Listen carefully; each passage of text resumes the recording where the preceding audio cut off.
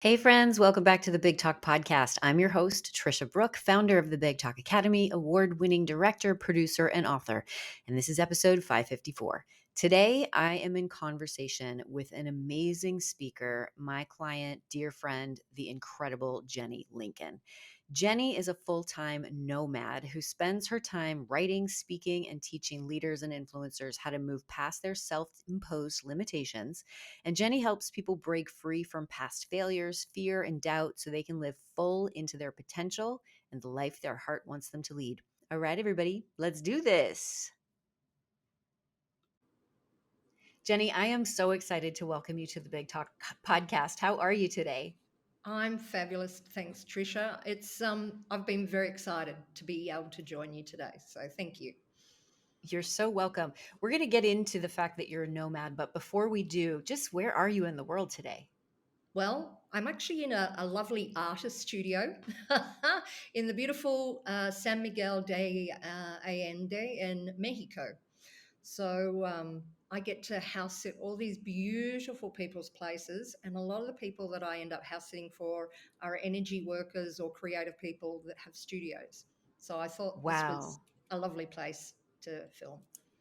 It's gorgeous. And for those of you who are only listening, you'll be able to see this on YouTube. So you can see the beautiful artwork that's behind Jenny if you go on over to the Big Talk on YouTube channel. Let's go back in time, Jenny. We've known each other for a little while now. You have been in my community, graduate of the Big Talk Academy, part of the masterclass. You were in New York a few weeks ago shooting your Big Talk at the Triad Theater. But I'd love for you to take us back in time for our listeners. Give us a little backstory, who you are, how you got to this moment in time with us today. Wow. Okay. That's exciting. So let me start with now. I turned 60 last year. Oh, not last year, sorry. Last month. And it Happy was belated birthday. thank you. Thank you. Thank you very much. And it was a bit of a gnarly one. 59, I felt young. 60 was a little bit difficult to deal with until I had this dawning of what I call the sage age. And I thought, and you've been a big part of this because I'm starting a whole new career at 60. That gives me the spirit tingles. I have them too. Keep going. And so I think to me, that's just extraordinary to be able to start a new career. That's not to say I haven't been doing a lot of speaking before, because if we go back to when I left school, I went straight into being a chartered accountant, and I worked for one of the top four firms there, and that's what I did for my first 10 years was a chartered accountant, and I was a consultant. And I stayed in corporate in financing roles and then into strategy roles for until wow, probably about 2010, and then I left corporate, started doing my own thing, and to detox from corporate because I really did sell my soul back in those days. I studied everything, every type of alternative theory, healing and theory and everything contemporary, from energy healing to theta healing. I was one of Dr. John Demartini's master facilitators. Done all sorts of things. And then 10 years ago, became a nomad. You became a nomad before it became fancy. Yes, yes. And I've been looking after people's homes and farms and properties and businesses. Sometimes I find myself running a hostel in like Pucon in Chile, or looking after a retreat center in on the side of a volcano in Lake Atitlan. I never know where I find myself. And it's amazing the content that I get from being nomadic. I call it my nomadness method, is really kind of wonderful because you can live outside the matrix, and it gives me a really different perspective on people and behavior. Let's talk about what that means a little bit for our listeners and for me, Jenny, the content that you gather from being nomadic. What does that mean exactly? And Hmm, explain to our listeners about being on the other side of the matrix. Two-part cool. question. Okay, cool. Well, let's go with the first one. When I was in Medellin in Colombia during COVID, I decided that I wanted to paraglide. And so I ran off the top of the Andes with a 21, strapped to a 21-year-old. And they said to me, your briefing, don't you worry, we'll give you all the safety briefings. The safety briefing was when I was strapped in and they said, run, do not lift your feet. So I ran and we ran off the top of the Andes. Oh my gosh. Oh, I have a whoopee in my stomach. And so, but the reason why I'm telling this story is because there's two elements to it. One, I had no fear. And the reason why I had no fear was on the 1.5 hour rickety old bus trip up to the top of the mountain. I mean, there were a few near-death situations along that trip, but I was just the way I deal with fear is I allow myself to feel it because fear is just an emotion, and emotions are just energy in motion. That's why they're called emotions. And so I, ever since doing a whole lot of equine therapy with horses, I yawn to release my fear. So on the bus trip up, I counted about 45 yawns and I just allowed it all to come up. I allowed myself to feel the fear rather than suppress it or think I have to convert it to something positive or I need to just, bite the bullet and do it. Instead, I got present with it and became authentic with the fear. And I just allowed it to bubble up through my body and release through yawning, which is a very powerful release. That's also such a tangible act to be able to do for yourself. And I love, Jenny, that you just said you didn't have to convert it into something positive. How Yeah, many times are we told, just use your fear as energy, just use it as something positive? And then if we can't, we're feeling all bad about ourselves. And so this is a beautiful example of what you can do to release it and to coexist with it. totally, totally, Tricia. And, I'd like to offer listeners a reframe.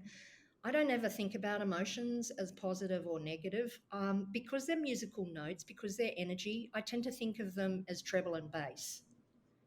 And so you think about the most beautiful musical compositions, they normally take you on a journey. So it's not just like dum dum dum dum down in the bass, and it's not just up here. We tinkle up and down the keys, and we do exactly the same with our emotions. That's how we get the rich fabric or composition of our lives. So, it's important to feel them. I love that reframe so much. And I also love knowing that you moved from accountant numbers to jumping off of mountains. And now you are moving into this next phase of your life as the sage from the stage Yeah. and really, really stepping into being an influential voice. When did you decide that you knew you had to speak, and what was that like for you? That's a great question.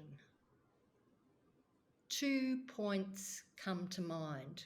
One, when I was probably 20, back in my Pricewaterhouse days, and I was um, I was doing the Train the Trainer program. So I was being coached and mentored to be able to train the up and coming talent. I mean, gosh, I was 20, so I was the up and coming talent too. But you always paid it forward and passed it down.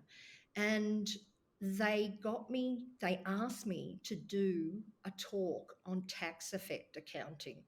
I mean, everyone will fall asleep now just because I said those words, tax effect accounting.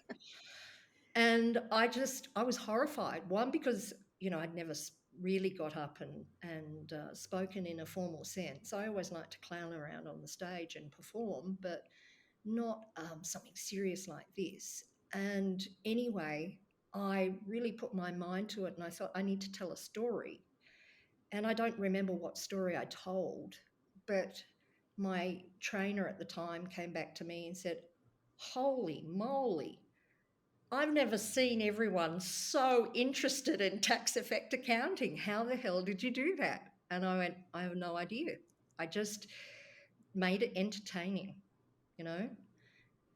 So that was the first moment. And then I think the second moment was 6 years ago, actually, when I was speaking at the International House Sitting Conference in London. And I got to do two beautiful talks there, one on courage and one on, travel being the best teacher. And when I was up there, just stopped. And I was just in this fluid space. I'd really polished my beginning and nailed the end. And then I knew what I wanted to say in the middle, and I knew my stories, and it just flowed. And it was the first time I felt this reciprocal energy from the audience, and I shaped my talk according to what I felt from them. And I think that's the first time I felt like I was the sage on the stage, because it was a total energy exchange, and people felt my words rather than heard my words.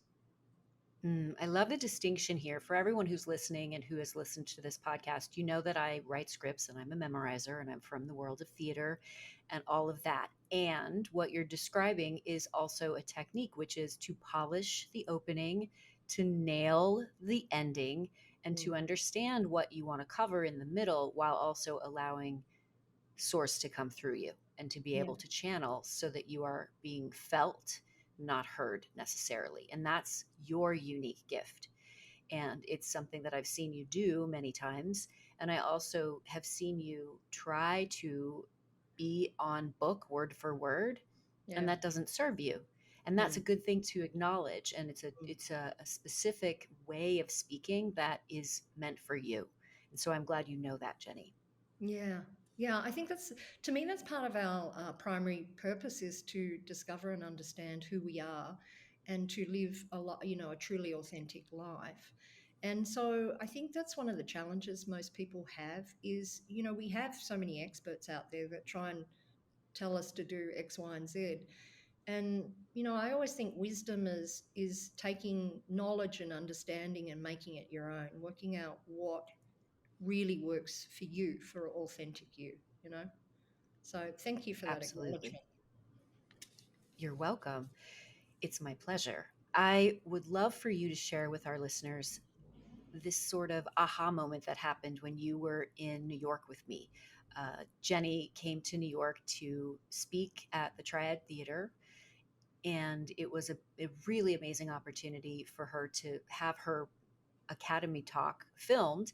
And of course, you did a brand new talk, which I loved very much. And what was interesting for me is that you had such a unique response to the process. And I feel like it's important for the listeners to hear from you and Mm, from your point of view when it comes to what that experience was as being filmed, media, energy, and mm. all of the things that we talked about on that day of shooting. And I want you to talk about your content as well.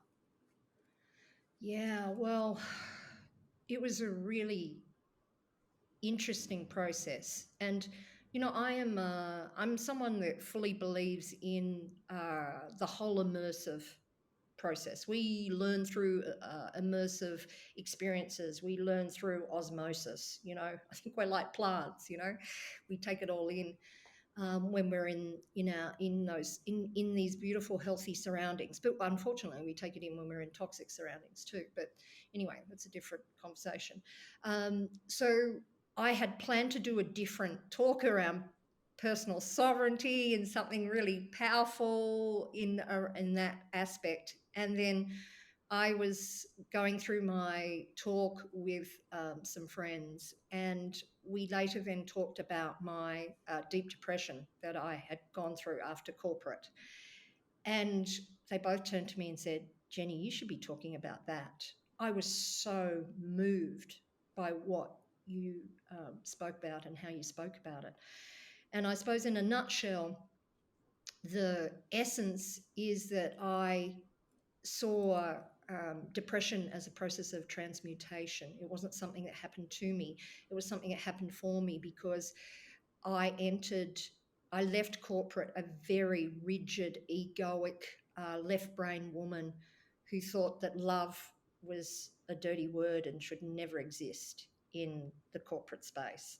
And my boss used to say, Jenny, Lincoln, you're as flexible as an effing brick. It was not very, I was pretty rigid. But then after I left corporate, I fell into this deep depression as I was detoxing from corporate, and I didn't know who I was anymore. And so the process of my deep depression deliverance took me from a very conditioned left brain, egoic woman to a very open hearted, intuitive, free woman. And and so it was very powerful and it was very purposeful.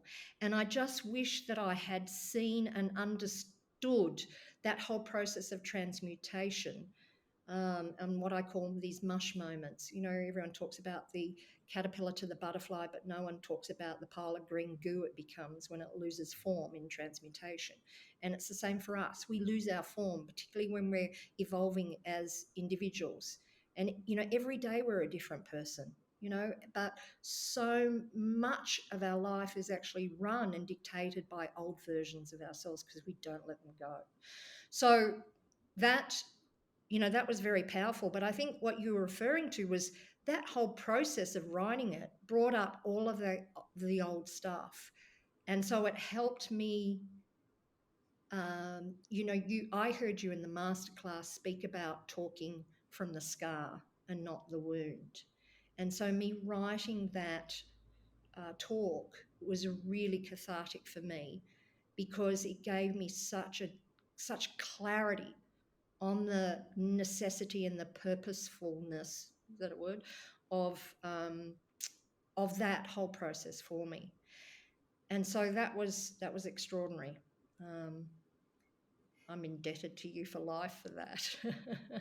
Oh my goodness, you're masterful at the craft. And going back to your friends who said that they were so moved when you were sharing your personal experience with depression that you needed to tell that story.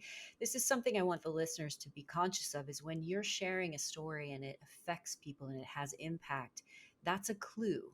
That's Mm, something that you need to listen to. That's a whisper that needs to be listened to and acted on. And I also want to highlight that you used the language you were detoxing from corporate. That's mm, also a really important acknowledgement that when you're transforming, transmuting, when you're moving from one version of yourself into another, there's a mourning period and yes. there's a detoxifying period. And I would love for you to speak a little bit about that because you are very comfortable being in the goo, and many of your messages are all about that. And so I'd love for you to speak to that a little bit, the detoxifying, the mourning, and also here's the other thing, Jenny, is that you jumped off of a mountain and you still experience some fear and you acknowledge it and embrace it and love it. So that's a lot of asks all at once, but I know you can handle it. Yeah, yeah. I think for so many of my years of my life, I was proving to myself that I was a strong, capable, courageous woman.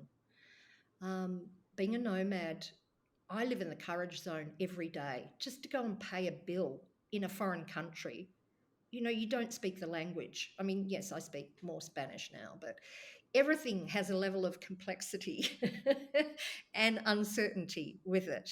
Even just navigating tech, to do things like this is not easy in developing countries. And that's where I choose to spend most of my time. So, courage, I always think that courage is like a muscle, it needs a daily workout, right? And I love being in the courage zone because to me, that's like what I call the sharp edges. And in those sharp edges is where we grow and evolve. And so I kind of, maybe I'm just a courage junkie, I don't know. But I'd rather have a healthy addiction like that than something else. And so yeah, for me it's just part of my daily appetite. I need no, I just no, it's I don't need it anymore. I just love it. I love that Mm. feeling of expansion. I love that feeling of ascension. And to me, this is part of our own, divinity. This is what we're here to do, to grow and to evolve and to love and to be authentic. And that means being authentic with different emotions. It's not just about being authentic, living a life that's authentic to you. Sometimes you don't know what that is. And a lot of times you don't know what that is. But the most important thing I think you can do is be authentic with how you feel at the time, in that moment, and And I allow. got to witness that. And I got to witness that when you were on stage in New York. When you were having an experience, you would allow it to happen. Yeah. And what I mean by this, everyone, is in rehearsal on day one, when you were having an experience, Jenny, of getting in your own way Yes. and beating yourself up, you would pause, Mm, acknowledge that, and let it mm, go. mm, And that is something that's so unique to you, is that you're so tapped into exactly what's happening in real time that you mm, go, oh, hold on a minute. All right. And then you course correct. mm, And I think that makes you a very special person, but also a very captivating speaker, because in real time you can make adjustments. And I've seen you do it virtually and I've seen you do it live. How do mm. you do that? Ooh, how do I do that? Okay, well, I suppose it's probably what my life's work is. I call it HumNav, the Human Navigation Project. And I think what we don't realize is we're these amazing, multi passioned individuals. We don't just operate up here from our heads. We have two other really powerful intelligence centers, our hearts and our intuitions. And so we have a trilogy, that works within us. And then obviously we're kind of bound up in our lovely soul energy and all of that. But we have this amazing what I call human technology within us. And so every single one of us has this customized, what I call customized feedback system. And it comes equipped with personal notifications. And the personal notifications are like when you get triggered. You mentioned one as well, spirit tingles, you know. Um, Tears of truth are another big one for me, because, crying is such an important part of our lives, and yet it's poo pooed. And yet, every time we shed a tear, there's a sense of it comes with being authentic. And it could be authentic because you're frustrated. It could be authentic because you're in grief. It could be authentic because you're so deeply moved, you just connect, you know? I always feel that way when I'm in your presence, and you just, so these sorts of things are all at what I call our personal notifications. And then I kind of liken our emotions as our emails. Our emotions are packets of data waiting for us to be read. So going back to that whole positive negative thing, if we actually convert a negative to a positive, we miss the email. Oh, I love that. So you might feel resentful. And I always think, resentful is a really powerful negative emotion, and people don't like to experience it. But guess what, people? Do you know what resentment's here to tell you? You're over investing in a situation, a person, or an event. So it's trying to go, hey, maybe you have an overdeveloped sense of responsibility. Pull back. You don't need to be doing this, And so you miss out on powerful, pieces of data. So I have become masterful at that because since I left corporate, I have wandered and pondered this earth, and I have just been, I redefined myself and my ego from what I had and what I did to who I be. So I hung out in that being space. So much so I was probably unrelatable, and I was a bit more in that ethereal realm. And it's like, so people were tugging me like, come back down, Jenny. And I kind of woke up and thought, well, what's the use of me having all this wonderful wisdom and knowledge, particularly in my sage age, if I hang up there and I kind of all day and I don't want to be disturbed by real life?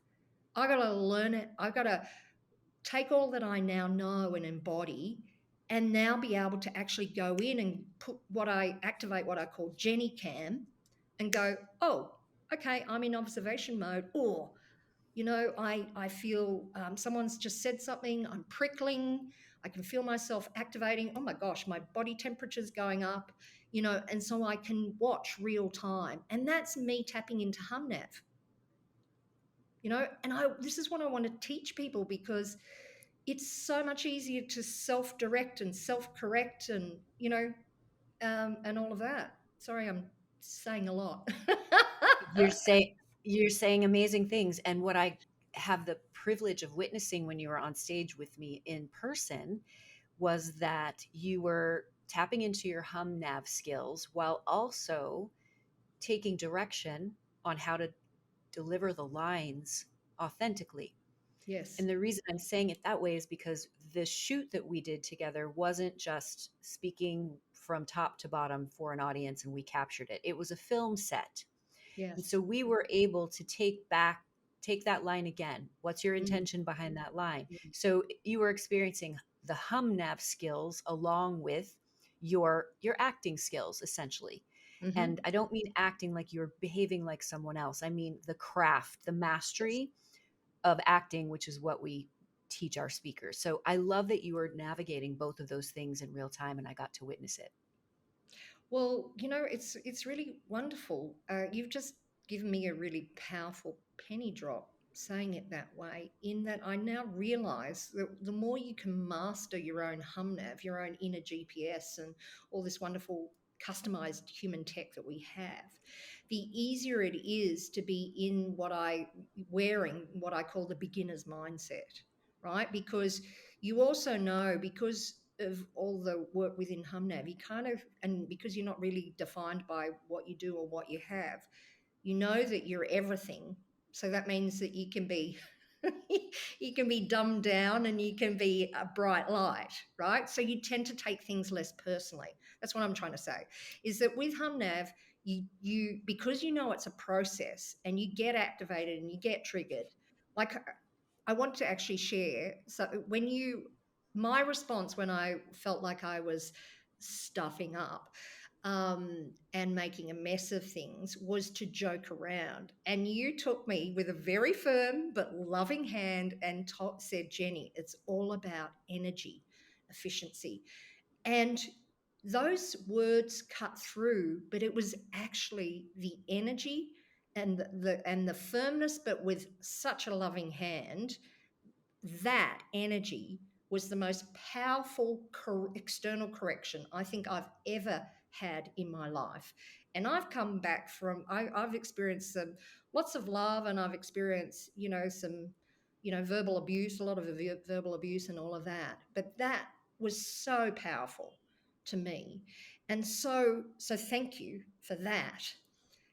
But the penny drop for me is that the more you can master HumNav and all this wonderful system within you and tune into that, you have the capacity, because we're multidimensional, to operate in a different sphere as well. So I could take in new content because I had unconscious competence in what I did with HumNav, if that makes sense. It makes perfect sense. And you're talking about being such a multidimensional being, and you walk the line of spirit, knowing, intuition, and also grounded human being who has a job to do. And you do that masterfully. Thank you. That's, You're welcome. Got You're more welcome. little spirit tingles on that one. All right. Are you ready for some fast talk, Jenny? Please do. All right. What's your favorite book right now? Oh, look, my all-time favorite has to be Untethered Soul. Um, yeah, when I read that, I never closed my heart again. That's so beautiful. I love that. Who's your favorite speaker and why? Maya Angelou. I just, she Yeah. operates from the heart space, you know, Oh, yeah. Oh, yeah. and she's all about the lens of love, living and leading through the lens of love. She was just a big love bug. And Mm, that's, my top value is to be a love bug, mm. and I help love that. activate that within others. Beautiful. Beautiful. I know the answer to this question, but I'm going to ask you anyway. How do you memorize? Oh, actually, I walk and talk. I have to walk outside, and I Mhm. either have a piece of paper with the typed version of it, and I also have a recorded version which I listen to as well. And I make sure I listen to myself and my talk before I go to sleep, when I meditate, when I do my energy work. And then I do it. My additive to that, since it was a suggestion from you, is I do it in different voices. So I put on silly voices, and that really anchors it. Yep. You'd be surprised, everyone who's listening, if you start doing your talk in another accent or in silly voices, it will anchor it. And I love all of the process that you're talking about. That's exactly how I memorize as well. It's there's no way around it. You have to just do the work. Yes, yes. But you can choose to do it in a nice, outdoors in nature or something like that. For sure. What do you like to do the day before you speak, Jenny? Mm. Uh, well, I kind of go into what I call going into process. So it's all about energy preservation. Thank you. You're welcome. Um, but no, deep connection in my heart space. So I tend to get myself into a space of gratitude, deep gratitude, and just make sure I'm not in my head. Mm, such great advice. What podcast are you currently obsessed with? Besides yours, Oh, thank you. I tell all my friends about it. A lot of my friends listen to you now. Um, you know what? I'm going to say something really wacky. My favorite podcast that I listen to day in, day out is Mother Nature. Oh, I I am, love that. she broadcasts all the time, but most of the time we don't actually dial into it. And Tricia, to tell you the truth, that's where I get so much of my information and insights from, is just tuning into whatever, like this morning I was watching this hummingbird it was trying to sit on like a lily leaf, which was going floop, floop. And, I thought to myself, the the hummingbird is the symbol of joy and love, but it's agility because it can move backwards and forwards. And it didn't mind falling off. It just used its wings, what it was given, to plop back up, but it kept on flopping. I So love that so much. And I can confirm for all of our listeners when Jenny leaves me messages, I get to listen to her podcast in the background. I always hear the nature and the birds, and it brings me so much joy. So thanks for sharing your podcast with me. my pleasure. To me, it just lights my heart up, puts a big smile on my face. Amazing. Thank you so much for being a featured guest today on the Big Talk. I would love for you to share with our listeners, Jenny, where they can find you. And I know you have a special gift for them today. Well, yes, actually. Well, I was talking about deep gratitude before. I think it's something that's so underrated. So I have this beautiful 30 days of gratitude journal, and I'm going to run every now and then. I run, like, I do 10 days, a little 10 days program of gratitude. So if people want to jump on the link and download it and join in with the 10 days of gratitude, I'll be doing that next month. Um, and Yeah, I thank you from the fullness of my heart. I always sing in your space, so I always feel Oh, very expansive. Thank you. it's my pleasure. It's my pleasure and privilege. And we'll put this link in the show notes for sure so that you can take Jenny up on grabbing a copy of this amazing gratitude journal. Mm. Everybody, thanks for dropping in with us today on the Big Talk podcast. If you love this episode, feel free to share it with your friends and colleagues. Let me know on Instagram what resonated the most. Be sure to follow Jenny on social. She's fantastic. And if you're looking for an amazing speaker, you know where to find her. She's available for speaking opportunities. And if you're watching on YouTube, be sure to hit the subscribe and notification bell so that you can get access to our latest episodes. Everybody, remember, your voice matters. Big love.